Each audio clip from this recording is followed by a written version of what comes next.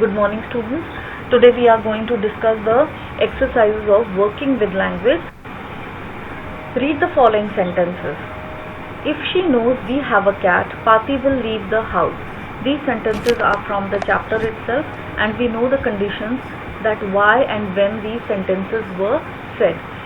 If she knows we have a cat, that means the children are saying that if Pati comes to know that they have secretly kept a kitten in the backyard of their house, then the possible result will be that Pati will leave the house. Second sentence is, she won't be so upset if she knows about the poor beggar with sores on his feet.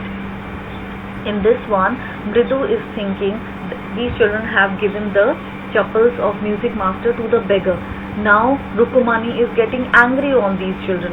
But Mridu thinks that if there is a condition that Rukumani knows about the reality of the poor beggar, about the sores on his feet, then there is the possible result that she is not going to get so angry or so upset with them. Then the next one is, if the chappals do fit, will you really not mind? In this, Mridu is asking the question to Ravi that if your chappals fit the beggar, then will you not mind giving away your chappals to the beggar? Notice that each sentence consists of two parts. The first part begins with if. It is known as the if clause. So there are two parts. First one begins with if, and that is the conditional part of the sentence. That is telling us the condition. The second part of the sentence tells us the possible result of that condition. If that condition is fulfilled or not fulfilled, then what is going to be the possible result. So the first part, that is having the if clause, is going to have the simple present tense in it, and the part that is having the possible result, that will be in future tense. Look at some more examples. If I like it, I will buy it. Suppose I go to the market and I have to buy something, but the condition is that if I like it, then only I am going to buy it. So they are saying, if I like it, I will buy it. Second sentence is, if you heat ice, it will melt. So what is the condition? The condition is of heating of the ice, and the possible result will be that it is going to melt. If it rains, we will stay at home. Now if suppose there is a plan of a family of going out, but the condition happens that it begins to rain, then what will be the possible result? They are telling prior to the rain only that if it rains, they are not going to go home, or they are not going to go out somewhere, they are going to stay at home only. If it rains, we will stay at home. If you may come if you want to. Now this is the choice of the person, that if the person wants to go somewhere with somebody, then that depends on him only. You may come if you want to. If you work hard, you will succeed in life. So if you fulfill the condition of working hard, then you are surely going to succeed in your life in future. So you see, in these sentences, the part having the if clause is in present tense, and the part having the result part of the sentence, that is in future tense. This is the first exercise of working with language, that is based on the if clauses. In this we have to rewrite each of the following sentences as a single sentence. Use if at the beginning of the sentence. Let us just look at the examples first. The first example is, walk fast, you'll catch the bus. Two sentences are given. We have to form a single sentence from these two sentences using if. Now the condition is of walking fast. If the person walks fast, then only there is a possibility that he is going to catch the bus. So the answer will be, if you walk fast, you'll catch the bus. The second example is, don't spit on the road, you will be fined. Now in the first sentence they are warning the person that you don't have to spit on the road, because if you do so, the possible result will be that you are going to be fined. You will have to pay for the crime that you have done. So the answer will be, if you spit on the road, you will be fined. Now these are the exercises, these are the sentences that you have to join using if. Don't tire yourself now, you won't be able to work in the evening.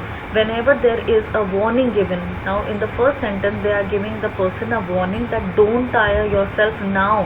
This is the condition, because if you tire yourself now, then what is going to happen? What is the possible result?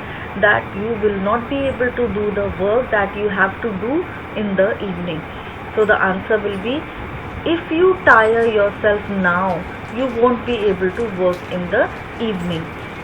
Second sentence is, study regularly, you will do well in the examination.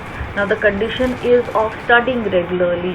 If you are regular in your studies, then only there is a possibility that you are going to do well in the examination.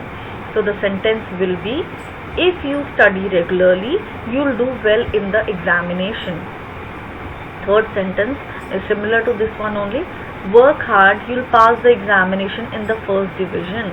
Now again the condition is of working hard for getting good marks in the examination, for passing in the first division. So the answer will be, if you work hard, you will pass the examination in the first division. Be polite to people, they'll also be polite to you. We all want other people to be polite to us, but what is the condition of that politeness? What we are expecting from the other people? We have to be polite ourselves. So the answer will be, if you are polite to people, they'll also be polite to you. Don't tease the dog, it will bite you. Again, warning is being given to the person that you don't have to tease the dog, because by doing so you are going to make the dog angry and the dog is going to bite you. So the answer will be, don't tease the dog, it will bite you.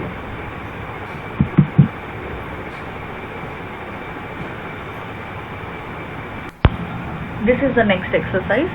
Fill in the blanks in the following paragraph. Now in this paragraph you have to fill in the blanks. The words are also given in the brackets. The only thing that you have to keep in mind is that the if clause is going to have the present tense in it, and the other part of the sentence, that is the possible result sentence, will have future tense in it. Now today is Sunday. I am wondering whether I should stay at home or go out. Now there is a person who has to decide that on that day, that is Sunday, whether he should go out or should he stay at home only, and he is giving us the two possibilities also depending on the two conditions. First one is, if I dash out, I dash the lovely Sunday lunch at home. So he is saying that if I go out, I will miss the lovely Sunday lunch at home. This is the condition of staying at home. If this is the condition of going out, if the person goes out, then he is going to miss the sumptuous Sunday lunch, special lunch, Sunday lunch that is prepared on Sunday. If I dash for lunch, I dash the Sunday film showing at Archana Theatre. Now this is the condition of staying for lunch, that means staying at home. If I stay for lunch, I will miss the Sunday film showing at Archana Theatre. Now looking at both these conditions and the possible results, now the person has taken the decision what he is going to do on that day. I think I'll go out and see the film only to avoid getting too fat. Now the person has decided that what he is going to do, he is going to go out and see the film because he does not want to get fat by eating the Sunday lunch which will be prepared at home. So the answers after filling in the blanks are, today is Sunday, I am wondering whether I should stay at home or go out. If I go out, I will miss the Sunday lunch at home. If I stay for lunch, I will miss the Sunday film showing at Archana Theatre. I think I'll go out and see the film only to avoid getting too fat. Now this is the next exercise. In this you have to complete the sentences that are given to you and you have to use the appropriate word in it. The options are given to you. There are 3 options. If you want to, if you don't want to, if you want him to. If you want to means that it depends on you only if you want to do it or you don't want to do it. So it will depend on the first part of this sentence whether you want to do it. So if you want to do it, you can do it, and if you don't want to do it, there is no pressure on you to do it. So, and the third one is if you want him to. Now if there is some other person also involved in it and you want that person to do the work, then the third option will come over there, if you want him to. So the first sentence is, don't go to the theater if you don't want to. Simple. He'll post your letter. Now somebody else is going to post the letter, so it depends on him, and that dependence also is on you only, because if you want him to do so, that person is going to do the thing for you. He'll post your letter if you want him to. Third one is, please use my pen if you want to. That is your choice. If you want to, you can use my pen.